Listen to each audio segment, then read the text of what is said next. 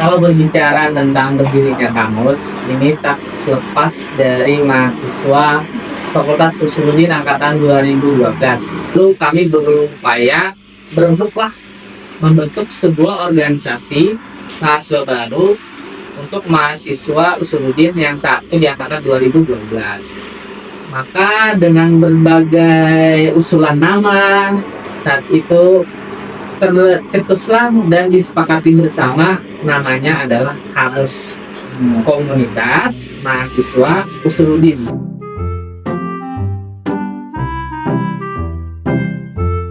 Assalamualaikum warahmatullahi wabarakatuh.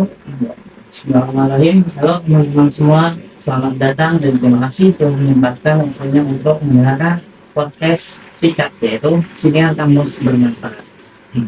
Hari ini mungkin kita bakal ngobrol-ngobrol santai tetapi tetap bermakna. Kita akan membahas tentang sejarah berdirinya kamus, itu kamus, dan segala sesuatu yang berkaitan dengan kamus. Kita sudah kedatangan narasumber yang spesial. Beliau adalah salah satu founder kamus. Langsung tadi kita sapa mungkin. Halo Bang Rizky Maulana. Halo Bang. Apa kabar? Alhamdulillah baik Pak. Alhamdulillah. Gimana kabarnya? Alhamdulillah baik juga. Mungkin bisa kita mulai langsung ya, tanpa pertanyaan yang pertama. Silakan Pak. Kalau kita bicara tentang kamus nih, berarti kan kita harus tahu sejarah berdirinya kamus. Mungkin bisa diceritakan sedikit tentang sejarah berdirinya kamus, kapan pertama hari berdiri dan setelah itu. Baik, terima kasih Fuad. Kalau berbicara tentang berdirinya kamus, ini tak lepas dari mahasiswa Fakultas Usuluddin Angkatan 2012. Kami dengan kawan-kawan Fakultas Usuluddin 2012 dulu ketika ada sebuah kegiatan yang namanya PKMTD ya. Buat itu PKMTD? Alhamdulillah Itu pelatihan kepemimpinan tingkat dasar yang diadakan oleh BEM. Dulu namanya di zaman kami itu masih BEM atau bisa disebut Badan Eksekutif Mahasiswa. 2012 itu terakhir ada BEM ya, kemudian berubah di tahun 2013 jadi DEMA. Nah, saat itu BEM atau Badan Eksekutif Mahasiswa mengadakan kegiatan yang namanya PKMTD atau Pelatihan Kepemimpinan Mahasiswa Tingkat Dasar, yang mana ada kegiatan indoor dan ada kegiatan outdoor. Nah, alhamdulillah saat itu dari mahasiswa Fakultas Usuluddin antusiasnya banyak. Kami banyak, hampir semua. Kira-kira hampir 100 dulu mahasiswa Fakultas Usuluddin yang ikut PKMTD. Indoornya di kampus dan outdoornya itu ada di Kabupaten Banjar, yaitu di Ponpes Hidayatullah, Taman Budaya. Nah, setelah kegiatan PKMTD, kami diberikan sebuah wadah bernaung di bawah Kementerian PSDM atau Pengembangan Sumber Daya Mahasiswa BEM, di bawah staf pengkaderan, namanya adalah KSM Fuad, yaitu Kelompok Studi Mahasiswa. Nah, kelompok studi mahasiswa ini dibentuk adalah sebagai call-up PKMTD tadi. Nah, jadi mahasiswa yang ikut PKMTD semua di dalam sebuah wadah yang disebut KSM. Nah, gunanya apa? Adalah untuk belajar berorganisasi. Karena kami mahasiswa baru saat itu beragam latar belakang pendidikan. Ada yang dari SMA, ada yang dari MAN, dan ada yang dari pondok pesantren. Nah, saya ya khususnya yang dari pondok pesantren itu tidak mengenal yang namanya organisasi. Karena saya dari pondok pesantren yang bukan modern ya, pondok pesantren Salafiyah yang mana masih tradisional. Kami di Ponpes kami itu tidak ada organisasi. Jadi antusias kami untuk ikut KSM itu alhamdulillah sangat bagus. Nah, kemudian tapi KSM ini cuma berjalan beberapa bulan. Kenapa?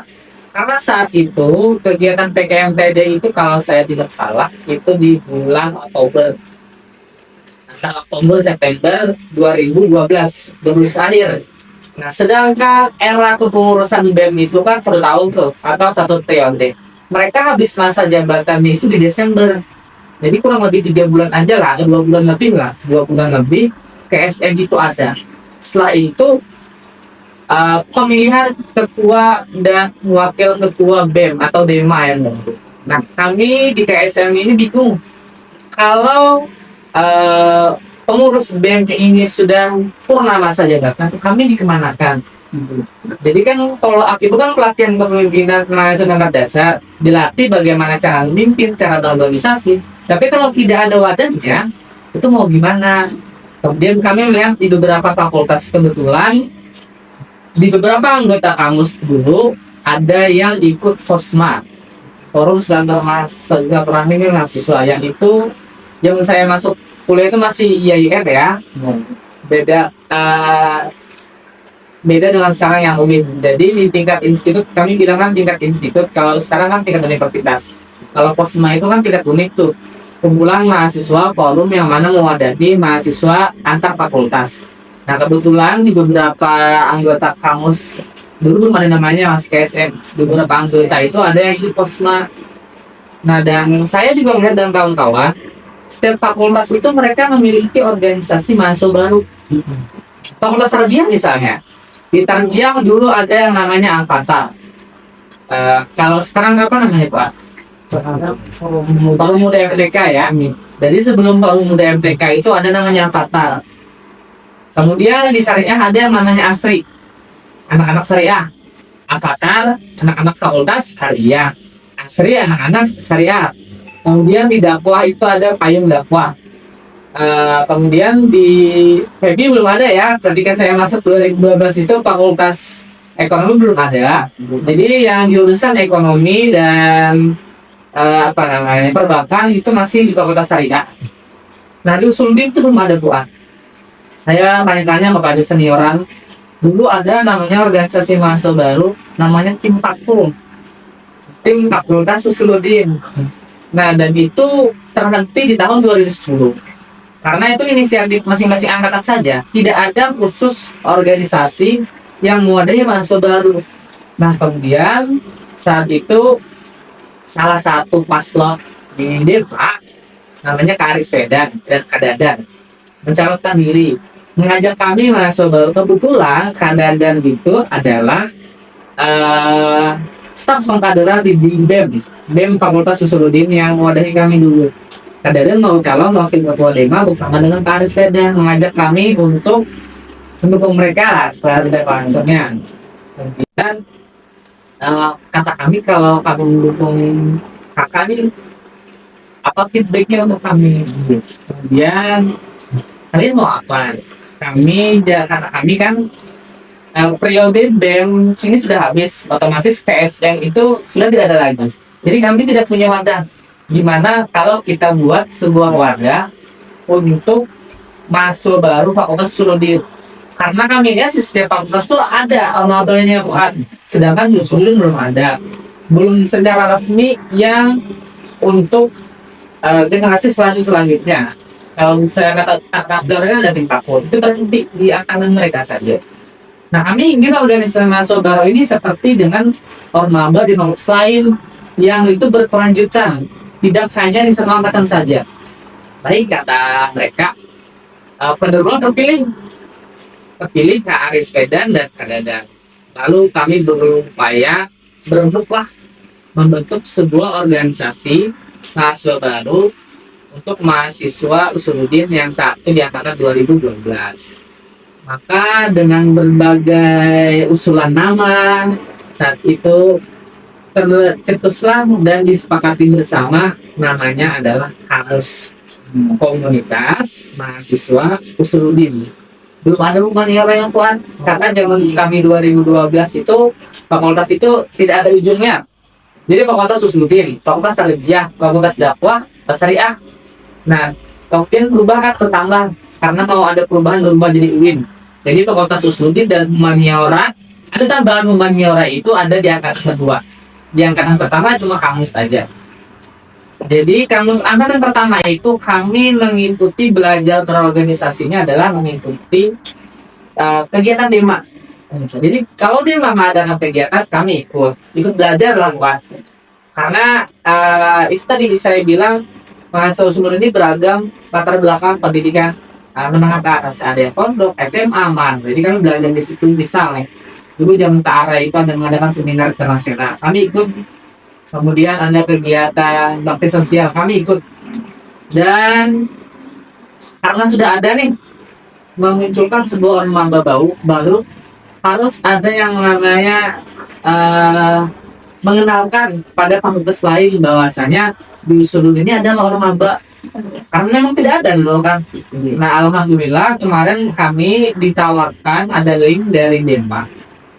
Salah satu penulis senior, Kang Sati Firly, saat itu beliau membuat sebuah buku novel dan menawarkan untuk Suludin mengadakan kegiatan bedah buku beliau.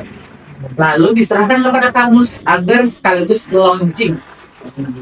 Saat itu saya masih ingat bertepatan dengan 26 Juni 2013. Kali lagi bertepat di aula perpustakaan IAIN Antasari.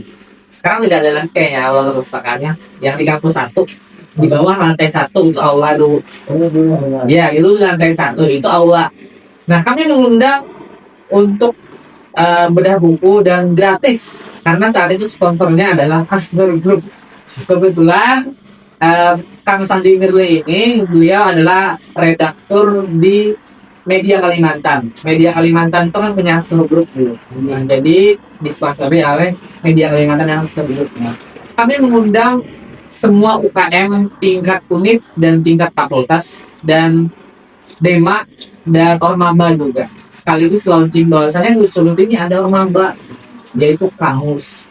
Alhamdulillah kegiatan berjalan dengan lancar, antusias karena gratis nih.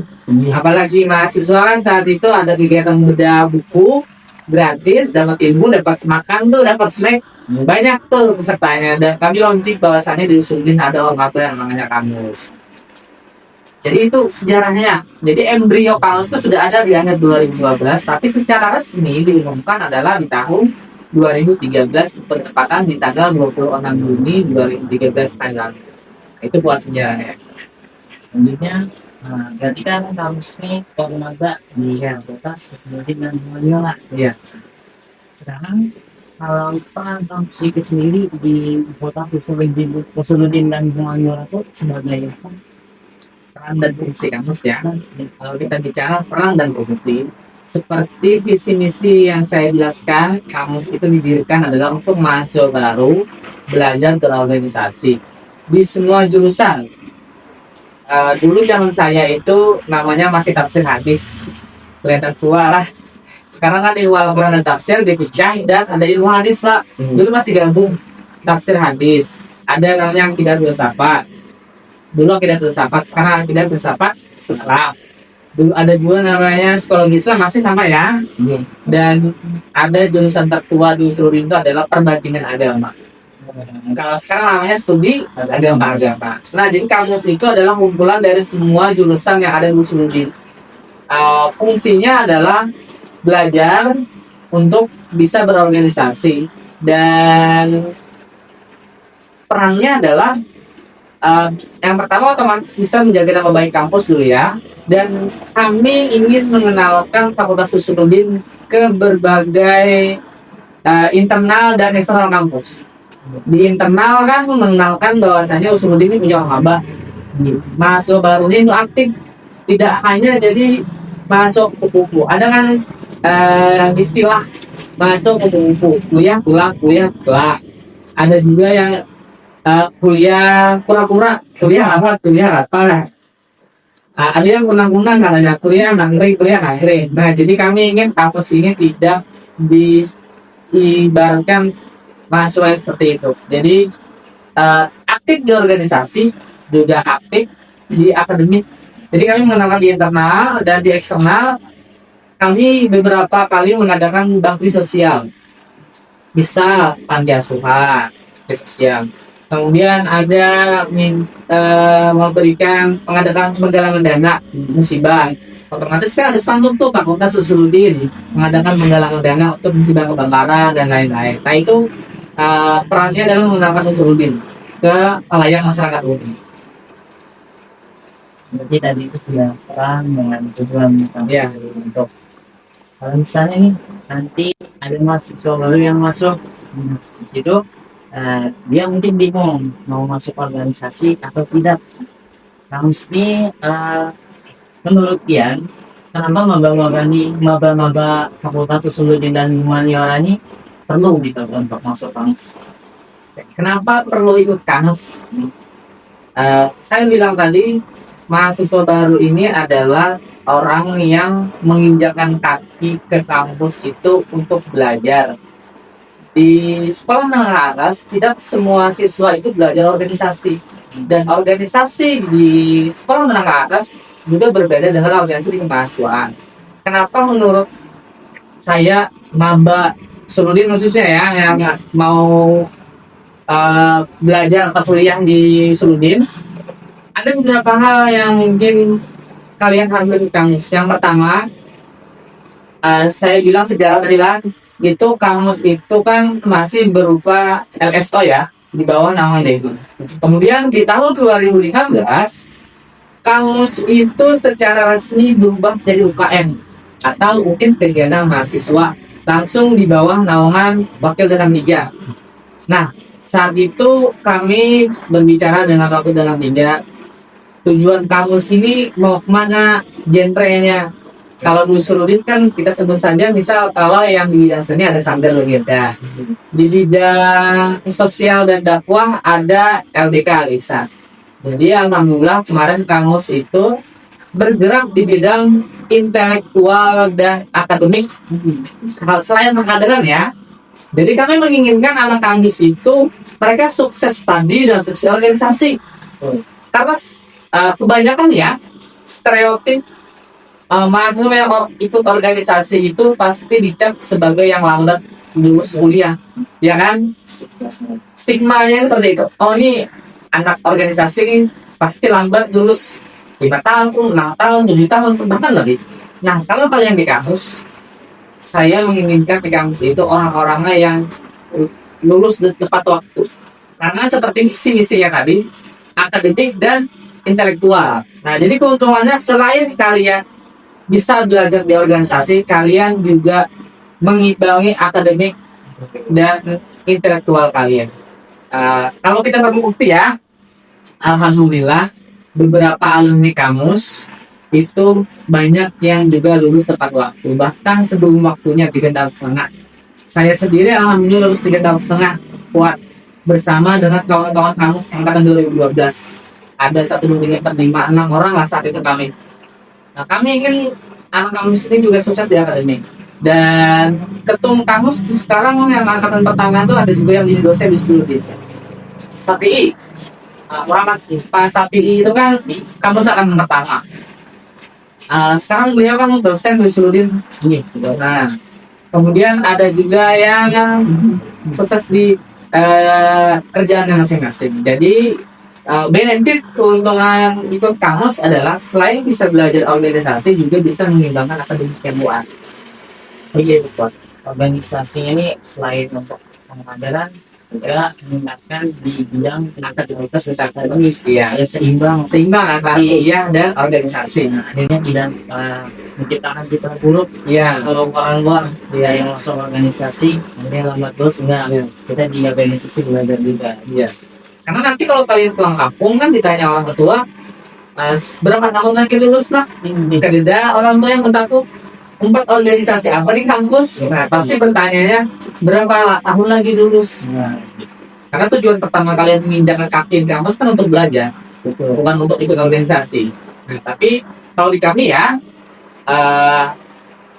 kuliah itu nomor 1, tapi organisasi jangan di nomor 2 enggak. Nah, bagaimana caranya agar bisa mengimbangi itu? Ya selanjutnya dari dia nih dia merasa manfaat sendiri di selama jadi anggota kamus selama berada di kamus gitu benefit lah namanya. Untuk saya lah, ini untuk saya pribadi nih. Yang pertama adalah relasi lah. Relasi, karena di kamus ini kita tidak hanya berhubungan dengan internal fakultas, tapi juga berbaur dengan fakultas lain. Kemudian bisa mencari relasi atau belajar di segi organisasian di bidang administrasi. Kalau kalian mahasiswa UIN, pasti nanti di semester akhir ada yang namanya KKN. KKN itu 2 bulan ya. Saya merasakan terdiri buat kalau tidak ikut organisasi, maka akan susah untuk berkomunikasi dengan masyarakat. Di organisasi kan kita belajar untuk berbicara dengan orang banyak, bagaimana dengan dosen, dengan kawan, dengan senioran, ada lah. Kalau masyarakat kan, kalau kita cuma kuliah aja, kuliah pulang, itu tidak ada membawanya. Jadi kita belajar. Yang kedua, administrasi. KKN itu pasti ada yang namanya kegiatan sosial untuk masyarakat. Kebetulan kami saat KKN itu mengadakan festival Angsole dan tablik akbar dan lelang amal untuk masjid. Nah, dananya dari mana, Fuad? Dananya dari proposal. Nih, kami kirimkan ke perusahaan-perusahaan. Belajar proposal dari mana? Tidak mungkin di kuliah. Di kuliah kan tidak ada belajar. Jadi di organisasi salah satunya adalah di kamus. Karena kami yang karena pertama itu pendidikan itu perlu relasi dan perlu modal juga lah. Jadi perlu dana, otomatis kita perlu relasi antara proposal ke perusahaan. Nah, bagaimana cara membuat proposal? Bagaimana cara mengirimkannya? Bagaimana komunikasinya? Salah satunya didapatkan di kampus. Itu saya pribadi. Dan juga kita bisa mengenal orang-orang yang inspirasi di kampus lain. Dia organisasinya mantap. Kemudian banyak pencapaian lomba tentang apa-apa dan bisa lulus tepat waktu. Itu bisa jadi inspirasi kita. Itu Pak. Kalau misalnya kita ada ikut organisasi mungkin relasi kita cukup seimbang aja gitu. Ya, Kan mungkin yang satu fakultas pun tidak bisa kenal. Oke, ini kalau yang organisasi bahkan bisa sampai se universitas ya, lomba-lomba jadi semua. dengan dosen juga pasti kan. Oh, mungkin mengundang beasisnya. Ya, pasti juga kita akan berhubungan dengan waktu dekat tiga. Karena ormas UKM ya, kegiatan apa organisasi mahasiswa kampus itu abahnya itu adalah organisasi tiga. Saya sering dengan organisasi tiga belajar tukar informasi. Ya bisa lebih dekat dengan dosen. Jadi banyak sekali benefitnya dan bisa didapat dari organisasi. Selanjutnya kita kurang apa kalau belum bicara soal tantangan nih. Pasti semuanya kan ikut organisasi itu ada tantangannya nih. Dari Pian sendiri, apakah perlu merasakan tantangan atau kendala dan bagaimana cara mengatasinya? Kalau bicara tantangan ini setiap angkatan berbeda-beda ya Tuan. Kalau bicara tentang angkatan kami ini kan mendirikan itu pasti ada yang namanya pro dan ada yang namanya kontra. Nah, kami tadi kan saya katakan diajak oleh Kak Aris Fedan dan Kak Dadan membantu beliau di Dema dan mendirikan kamus. Otomatis di Dema itu kan ada yang namanya struktur kepengurusan. Ada berbagai bidang-bidang. Nah, yang pertama adalah tantangannya adalah ada beberapa struktur Dema dan struktur di HMJ itu menolak mendirikan kamus. Kenapa kami mendirikan tidak ikut HMJ ajakan, tidak ikut organisasi? Nah, karena selama ini kami baik-baik aja bisa aja masuk ikut organisasi. Nah, jadi itu yang pertama, ada pro dan ada kontra. Tapi ada juga yang pro, merangkul kami, mendukung adanya kamus. Bagaimana cara mengatasinya? Kita ajak komunikasi. Kita bilang, kamus tuh ini visinya. Jangan ada rentakan di KWM Suludi.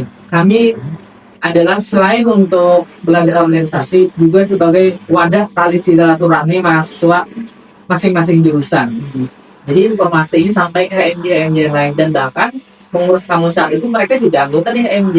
Jadi dapat informasi saling bertukar. Alhamdulillah kita bertukar pikiran yang awalnya menolak atau kontra bisa menerima kita. Itu yang angkatan pertama. Angkatan selanjutnya adalah kalau kita mendirikan, yang susah itu adalah mempertahankan Puan. Mendirikan, mempertahankan bisa sampai saat ini. Saya sangat berterima kasih dengan kepengurusan kamu sebelumnya angkatan kedua, ketiga, empat, sampai sekarang kalau berapa? Sekarang angkatan ke-12. Angkatan ke-12 sudah 12 tahun kamu didirikan dan otomatis setiap angkatan itu memiliki tantangan dan perjuangan yang berbeda-beda. Dan insya Allah, saya selalu mendampingi kamus masing-masing pengurus. Bisa tanyakan ke kamus-kamus sebelumnya. Saya selalu bilang ketika ada yang namanya oprek atau open recruitment. Kalau kalian memiliki masalah untuk pengurusan, silakan hubungi saya. Kemarin Yasin ya, ketemu kamus, lu berapa kali komunikasi dan ke rumah ya kita apa namanya pengurus inti berbicara bagaimana kamus masalahnya apa. Kalau saya tidak hubungi, kalau saya akan bantu karena kami mendirikan ini, otomatis kami punya tanggung jawab untuk mendampingi dan membimbing adik-adik kamus yang saat ini menjabat.